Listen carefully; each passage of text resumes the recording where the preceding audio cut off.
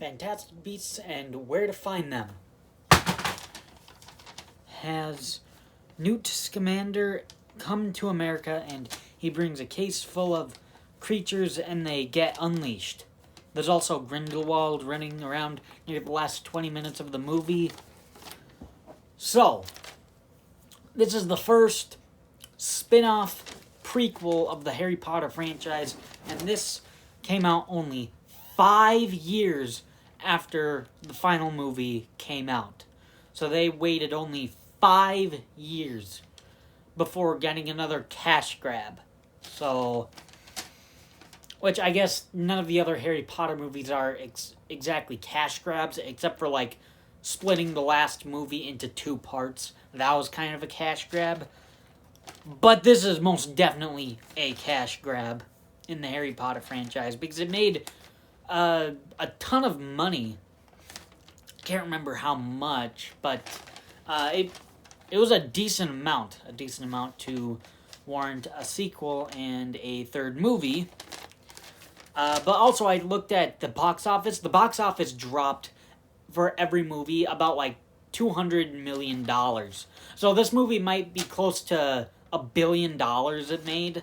Oh my god. So, without further ado, the positives on this film are, I like it that this film is actually colorful.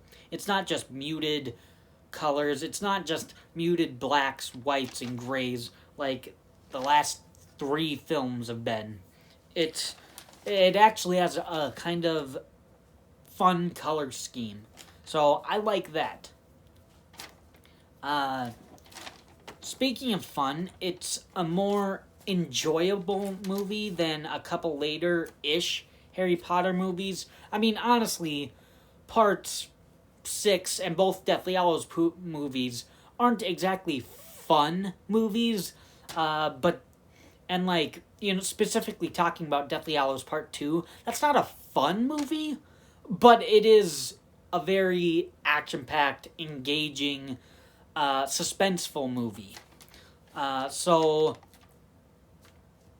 this Fantastic Beasts is like the most fun Harry Potter movie since like for sure Goblet of Fire and maybe even Order of the Phoenix. Like that one could be kind of fun, I guess. So this one is actually pretty fun. The titular Fantastic Beasts are cool with the platypus and the bug beast, the Murd map, whatever that is, the giant bird and rat things or something. So the Fantastic Beasts for this film is actually kind of fun. They're kind of cool to see.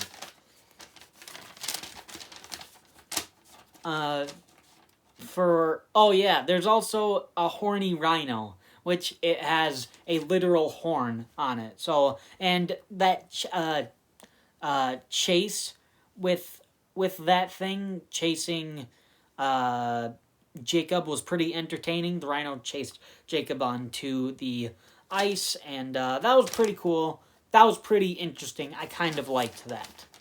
And I liked the scene where Newt escapes from the bad guy place, whatever it's called, and he saves the girl from drowning in that pool. So there was a good 5 minutes there. That was actually pretty engaging, pretty action-packed, and I kind of liked that. Now, on to the negatives.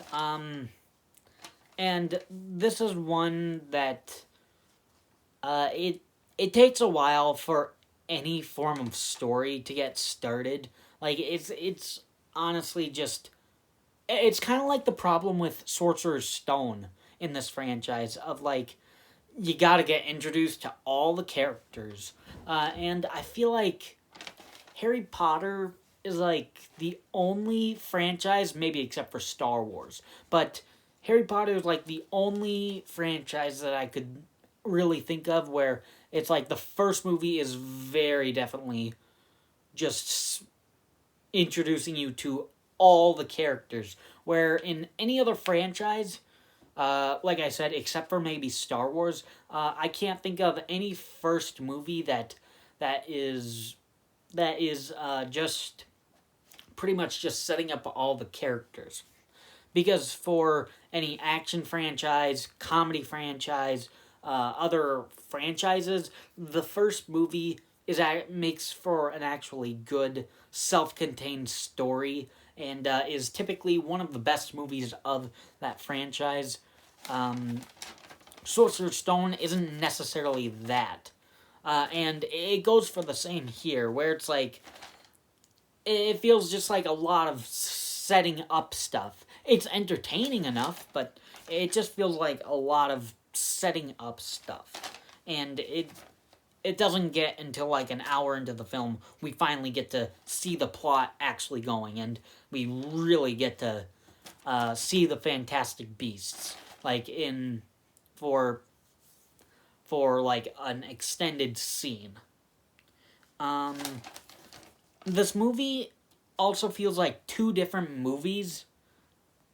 Like the first part, or maybe even three kind of different things, where it's like, for the first 45 minutes to an hour, it's like all setup stuff, and then like from an hour to hour 45, so 45 minutes, it's like capturing Fantastic Beasts and exploring these Fantastic Beasts things, and then for the last 30 minutes of the movie or so, it's the Grindelwald story, where Grindelwald is in the beginning of the movie, but that's for one scene. So it's like you see him at the beginning of the movie, and then he appears in the last 20 to 30 minutes of the movie.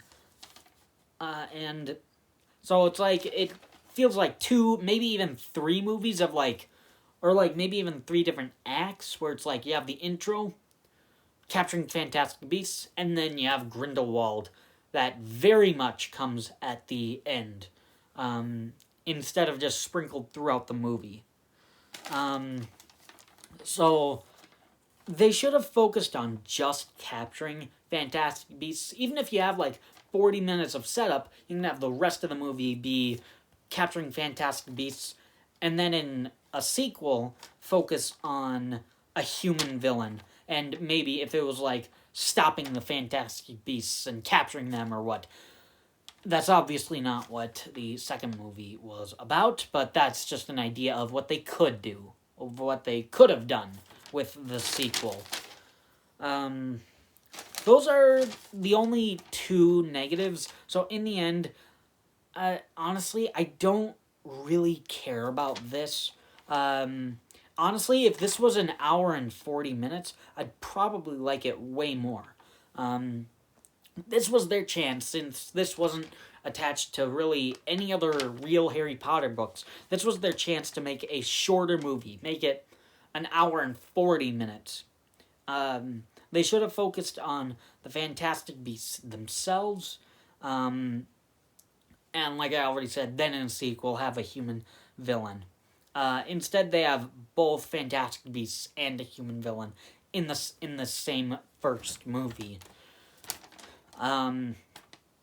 So I mean, it's okay. But honestly, I think I'm just burnt out on the original 8 Harry Potter movies. That when I get to this and the Fantastic Beasts trilogy, it's just kind of boring, and I'm kind of like already tired of it by now. So I don't know. I guess I was just kind of tired for this one, and